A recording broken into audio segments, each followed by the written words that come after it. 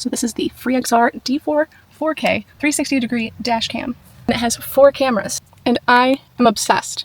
It covers everything. Even these go left and right, but they also go up and down. You can position it on yourself or more out the window. Most dash cams only show you what's in front of you, maybe behind you, but this one gives 4-channel coverage. So you've got that bubble around you if something happens, which odds are not in your favor. Just like they weren't for me when I hit a pole. Thank God I had a dash cam. I hit some black ice. It saved me so much trouble in showing what happened. Not liable. So, peace of mind. When you place your back camera, make sure it's out of the zone without a windshield wiper. The front camera records in 4K, and you can cycle through different views. If you just want the front, or sides, or back, or all of them. You can browse on the actual camera through all of your videos, all the angles, and the night vision is impressive. It's called Super Night Vision 2.0, and as you can see, audio also recorded.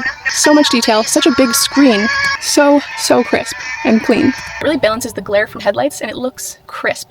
The Wi-Fi connection is fast too. It runs on dual band, so 2.4 and 5.8G. So you can open the app, check live footage, or download a clip to your phone in just a few seconds. It's got voice control, so if something happens, you're set. Take picture. So simple. And there's a lot of voice commands. You can just say, lock the video, and you're good. There's also the G sensor that locks the footage for you. If someone bumps into your car, it's going to trigger it. And it keeps recording even when you're parked, if you're hotwired. This really is the most complete dash cam footage setup that I've ever used. 4K front footage, 1080 all around.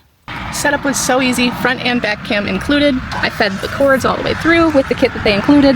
And it just looks slick in general from the outside. You've got easy controls underneath. This thing is beautiful. Highly recommend.